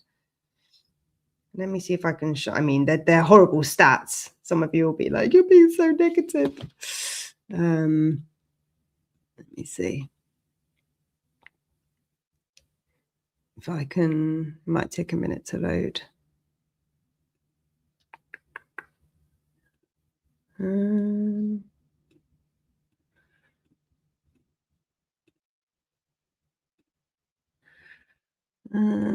How do I?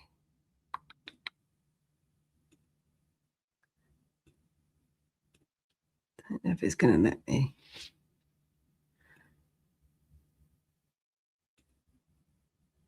No, it doesn't let me share JPEGs. No, it won't let me share JPEGs. That's annoying. But it basically said that in terms of defense, we're 20th. So we've lost the most duels in the league.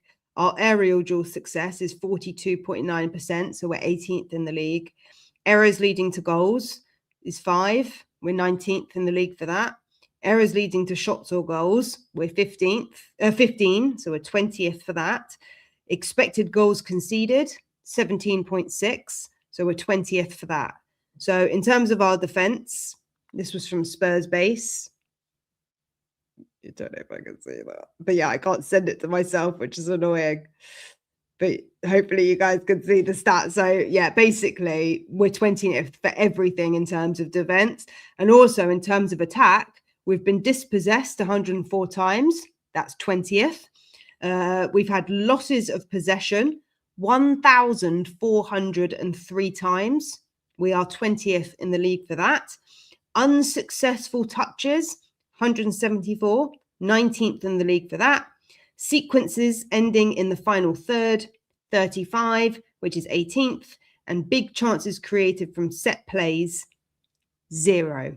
So we are 19th for that. And we're probably joint 20th because you can't get more than 0, can you? So you guys can see that was from Spurs base that tweeted earlier today. So yeah, both our attack and defense is 20th in the league.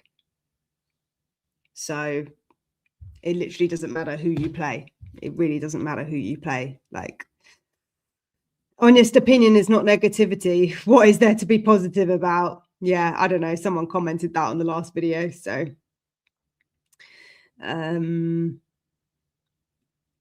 would be a good thing if Enix spent money on quality players instead of cheap buys. I wouldn't call these players cheap. I wouldn't call these players cheap. I just think they're not fit for purpose. That's my opinion. I think they're not fit for purpose.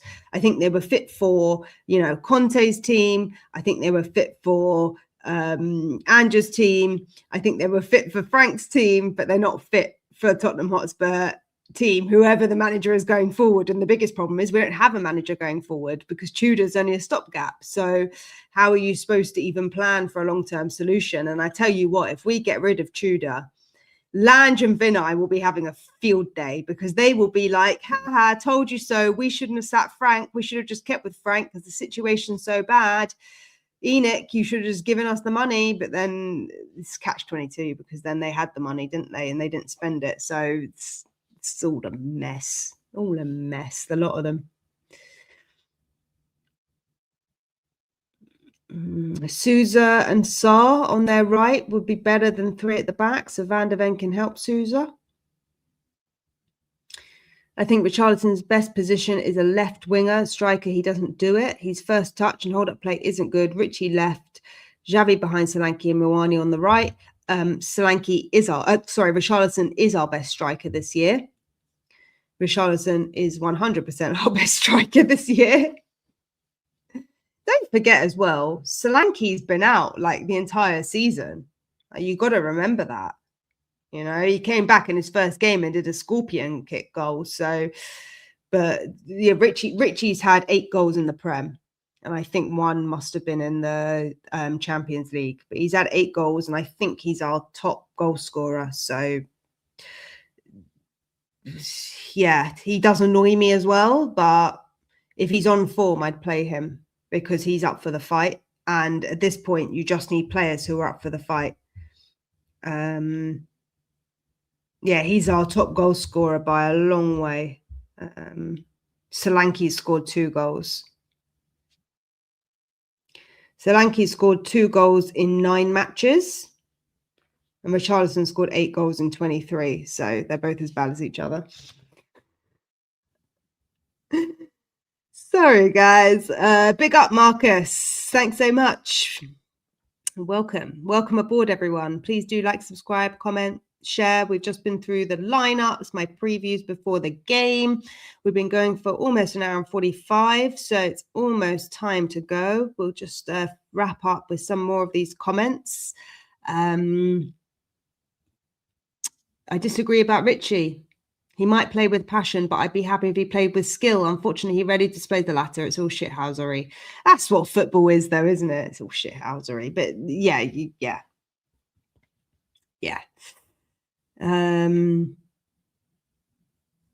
Lack of movement. Yeah, that is a big problem. Yeah, but they're hiding. The players are hiding from each other. That's what they're doing. The reason why there's no movement is because this is why we've ended up in this situation. Some players are overcompensating, like Van de Ven, like Xavi. Other players are hiding in some games, like I'd say Gallagher, but Gallagher's just poor. But like Sarr, for example, Sarr goes hiding in games. Xavi goes hiding in games sometimes. They all flip between this, they all just need to have balance and just trust each other just a lot more. And if they do that, then they will move. But you're right, it is really frustrating to watch. They are literally standing on the pitch, not moving. I just think back to that Newcastle vlog that I did, and I was going, guys, they're standing. And I turned my camera around and they were literally standing. They were literally standing. Look, we're laughing about it now because Frank got sacked off the back of it. But at the time, I was fuming.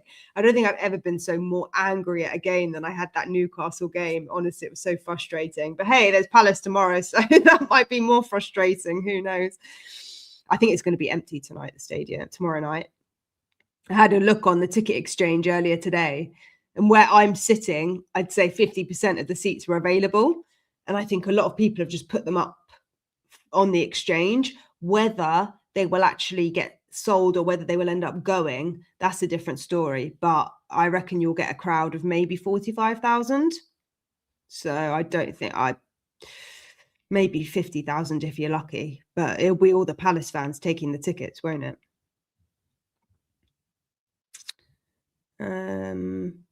We can be better than Wolves. Can we though? Didn't we draw against Wolves? It's getting It's true. Wolves took points off of us. That's the sad state of affairs. That is the reality, guys. I mean, how many times can we say it? We drew against Wolves. Last year, they beat us 4-2. Last April, Wolves beat us 4-2. We drew against them at home last year. And then the season before that, the one where we finished 5th, they beat us. Wolves have beaten us 3 times. Do you understand? So Wolves, if they can get themselves together, I don't think they'll stay up, but It is a wild thing to say because we have to play them. I hope your lot can respond. Me too. Who's this? Matt. Oh, you're a Liverpool fan, aren't you? You're a Liverpool fan. You can't be feeling so happy about last night. What's happened to you guys? Gosh, Liverpool. Terrible state of affairs you guys are. Really sad to see. Against Liverpool, Spurs should put in youngsters. No, I don't think that happens. I don't think that happens. Didn't Kinski play in the cup game last year where they battered us, Liverpool? Liverpool last year, they absolutely battered us. Yeah, the second leg of the cup, they beat us 4-0 last year, and Kinski was in goal. Just saying. Kinski was in goal. I know, I'm just looking. So in that game where last year, where Liverpool beat us in the second leg of the cup, our back line was Gray, Danso, Davis and Spence. Madness. And Son and Kulu were in that game. God, how far we've fallen, guys. How far we've fallen. Terrible state of affairs. Actually, Kinski played in the first leg where we beat them 1-0 as well, didn't we? But then we lost against Liverpool 5-0. We lost against them 5-0. God. Last April, we had such a bad end to last season. It just hasn't stopped, has it? It hasn't stopped. Literally since the end of last season. It's crazy. Madness. Arsenal is dropping points today. Oh, are you a gooner, the girl gaffer? Come in peace. Oh, I just hope that you guys can lose it, but it's yours to lose in the same way that relegation's ours to lose, isn't it? The gap at the top is the same as the gap at the bottom. That's how wild it is. Crazy. You get overconfident when we beat Chelsea, Spurs and Villa and then get done by Brentford's and Fulham's. Hey, look, Brentford and Fulham, they can put it out the bag. Any team can put it out the bag on the day, you know? Fulham and Brentford have been two teams that have massively progressed over the last 3 or 4 seasons since they've been promoted, both of them. Frank has ruined the self-belief and it's also self-inflicted. Yeah, I was about to say it's a bit self-inflicted. It's a vicious cycle. It doesn't matter how or why or when it started. It's become a pattern and you need a circuit breaker. You just need a circuit breaker. And that means winning. And then once you get the first win, then you'll be okay. Because we've had 1 draw, 4 losses. They can't, if they have 5 losses in a row. Yeah.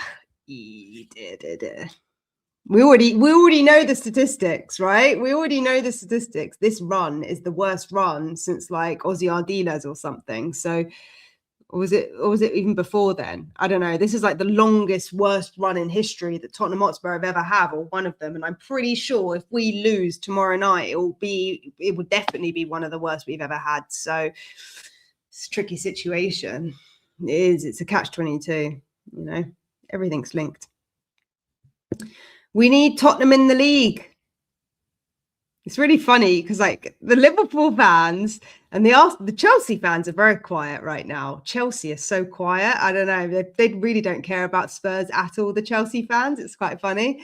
But for some reason, Liverpool fans and United fans and Arsenal fans, all the Reds, they love coming to the Spurs channels. But City and Chelsea, the Blues, they just don't care. I don't know. Maybe a Chelsea fan will pop up in the comment, but they're just in their own game. They just don't care. But yeah, it's interesting because it's the Liverpool fans and even the Arsenal fans who are like, we want you to stay up.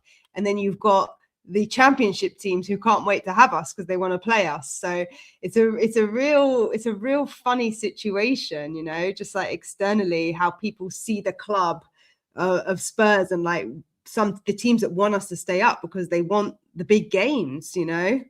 They know that we're a big club. We are a big club. Someone wrote Prima Italia. I don't know if you're watching Prima Italia, but he wrote, they wrote, I don't know who they are, but they wrote, Arsenal's a bigger club than us. I don't think that's true. I think we have equally big fan bases internationally. Arguably, Tottenham's bigger. Tottenham has a bigger social media following than Arsenal. On TikTok, certainly. Massive following, Tottenham do. Yeah, we could get Poch and it wouldn't solve our problems. That's true. United have had 13 coaches and all failed. That's true. Well, Carrick's only been in for 3 games. So Carrick could have his 3rd game and they could lose, and then we could have our 3rd game and win. So wouldn't it be crazy, Matt, if we came to you lot and we played Liverpool and we won? Wouldn't that be crazy? Crazier things have happened.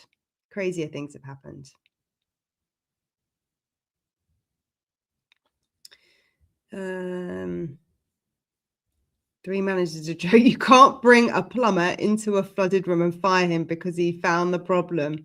Yeah, as I said in my vlog last time to Phil, I said it's a different chef with the cooking with the same ingredients. You know what I mean?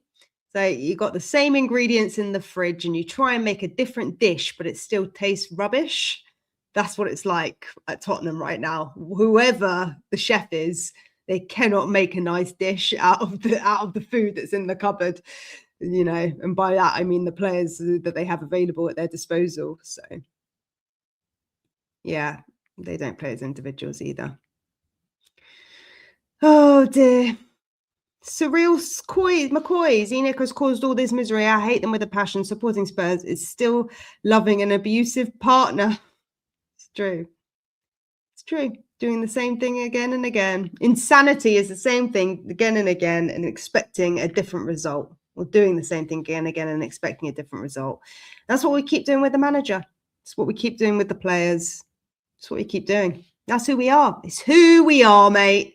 It is who we are. Hate to quote Ange, but he did have some good one-liners, didn't he? Richie is one of the most important clutch players you've got. Use him as much as possible. He could get viral points in this relegation race. I like Spurs. I'm a Man United content creator. Well, shout out to you, Ash Talks Football. Shout out to you and your channel. Tough gig doing this YouTube thing. So kudos to you for keeping at it as well. Being a United fan, I don't know if I wouldn't call Richie clutch. I think he's clutching at straws, but Richie's the best we've got.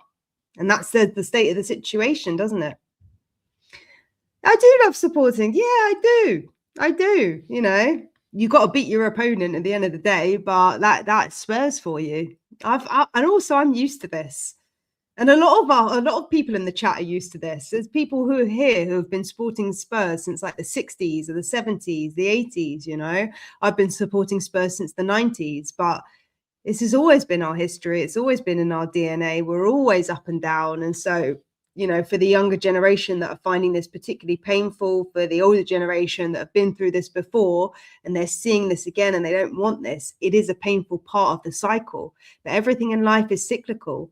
And we just got to remember seasons change. The seasons will change. The rain will go. The sun is shining. You've got to wait it out sometimes, and nothing's going to change with the window closed. That's the sad thing. Nothing's going to change while the window's closed. You've just got to wait and see. You've got to wait and see. Got to wait and see for the summer. That's what we're all hoping for, and hopefully we're still in the Premier League. There you go. Look, people are saying 40 years into the life sentence. Although I didn't feel like that for the first 20 years. Yeah, well, it's felt like that every day of my life. Blame my dad. Blame my dad. Oh dear. It's quite ironic that Ange said it's who we are, mate, when we went against all his principles, tactics to win the Europa League. I don't know if we went against all his principles and tactics, but he made it work. Yeah, we have a few Indian fans from India over here as well in the community. Indeed, the sun will not set now until 6 o'clock until October. So at least it's going to be a bit sunnier. Richie scored a brace to keep Everton up. Well, we won against Everton last year 4-0, I think. So maybe he can do it again. When can we see your dad? Dad, are you here? No, he's probably not here. No, he said he doesn't want to come on the lives. He said he doesn't want to come on the lives. He said it'll be in the match day vlog. So if you have questions, if you have questions, if anyone's still here, you can write them in the comments and I'll ask my dad tomorrow. But yeah, I asked him the other day, would we still be going if we got relegated? And he said yes. So I said to him, but we're just not very good. And he said, yeah, but we're fans and that's what we do. So even into my late 30s, I'm still asking my dad for moral support, you know. He's still asking for to be coached through the mental crisis that is Tottenham Hotspur, but we move. I know everyone's worried already, but if West Ham and Nottingham Forest do the business, it's going to get really interesting. Hey, and that's what it is being at the bottom. We don't want to hope that they lose. We don't want to watch those games, but that's what it is. I did. He said they've just got to fight for it. He said He said that he said it was different to last time because in the 70s there was an aging squad. And it's different this time because you have a young, underprepared squad. And so he didn't say underprepared, but he just said like it's different this time because the squad is in a different place. Last time they knew that they had an aging squad, so they were able to refresh the squad. Right now, it's like a different type of crisis. So I think that's also probably from what I'm reading from you guys in the comments, that's also what a lot of fans are saying who have been watching since the 70s have said, like, this is a different situation because the challenge is different. The problem that we have is different. Why did your dad get you to support Spurs? Because his dad supported Spurs and his dad supported Spurs. So it's like 4 generations. But yeah, I've had my season ticket. My season ticket was my grandfather's season ticket. So when my grandfather got too old to go to the games and was not mobile enough to go, I started off by going to the ad hoc game, probably when I was about 7, 8. I went to a few games, and then sort of when I was at uni in my 20s, I fully took over the ticket, and yeah, then we moved stadium, and I moved out of the country and moved back and kept the ticket in the meantime. So yeah, it was his dad. His dad was a Spurs supporter. He used to, from what I've heard from people, my grandpa was very involved. He was always writing to the club. He loved writing to the club. He loved writing to the newspapers about Tottenham Hotspur. He made his voice very, very well known, my grandpa. He was like a bit of an activist in the community. So yeah, my grandpa used to love complaining about the situation. If I tell you what, if my grandpa was still alive today, he would have a few things to say about the season ticket prices. I'll tell you that for free. I tell you that. He'd be marching down there to leave his office, my grandpa would. Yeah, he was very passionate. Very passionate. Yes. Yeah, I thought I'd wear the t-shirt today. Yeah, I thought it was a good omen to wear the t-shirt because this t-shirt was the one that I wore when we won the Europa as well. So I thought this was a good omen, good day to put it on. Anyway, guys, my first memory was the 87 Cup final, and I think that sums up Spurs more than anything. And do you know what?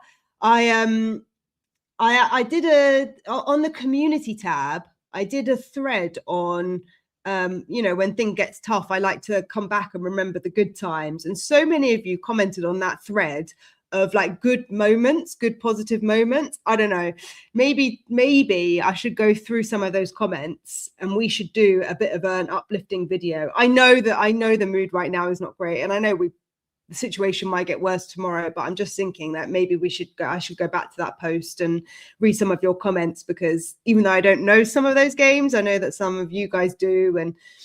And yeah, maybe it's a good opportunity to relive some of those better times. You know, obviously it's not the same as living it now, but you know.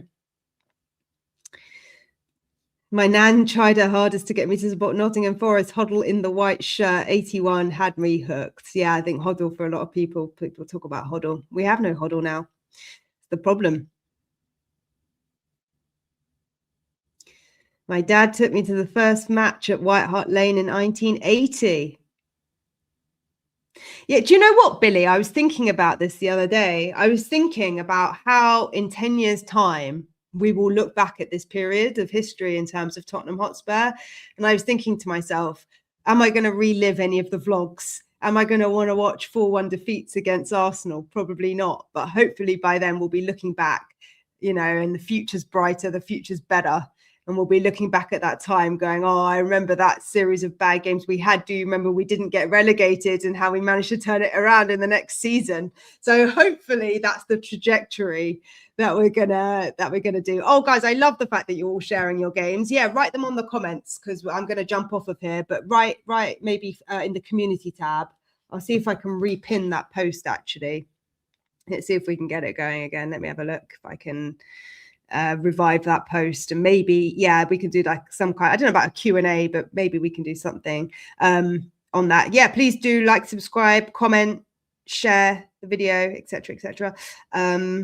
In the community tab, oh, it is pinned. It's the pinned post in the community tab. 32 people have commented, quite a fair few of you, sharing your memories. So and I said mine was the 9-1 win that against Wigan at home. Defoe scored 5 goals.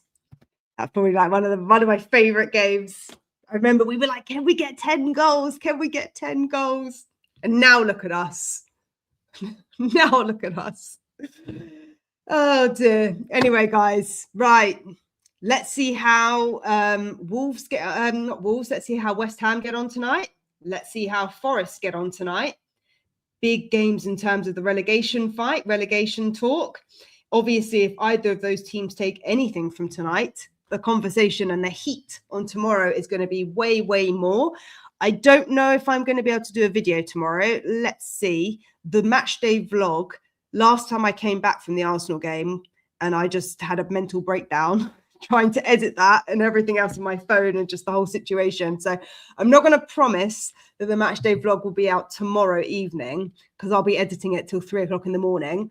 So hopefully it will be a win and hopefully it'll be Friday morning. So yes, we are over 3,000. We hit that yesterday. So we march on. Maybe I'll do something special for 5K. I don't know. Maybe I'll do something special. I've been thinking about what, I don't know how logistically how that would work. But anyway, one thing at a time, you know, and let's hope as well that it's for the right reasons. Let's hope it's for the right reasons. Future's bright, future's lily white. And that is all we can hope for, right? A better future, a brighter future, a win tomorrow would be fantastic. And that would kick us off. Now is the time to respond. Now is the time for the players to show character, to get out of their own heads, to just play the game for what it is and love what they're doing. And I think when we see them loving playing the game, you know, things will just click so much more. So guys, I'm going to check out for the evening, going to go and get us some dinner, but come on you Spurs, hopefully tomorrow is the day where we finally get our first win of 2026. Let's see what tomorrow has in store. Bye guys, and I'll see you all very soon.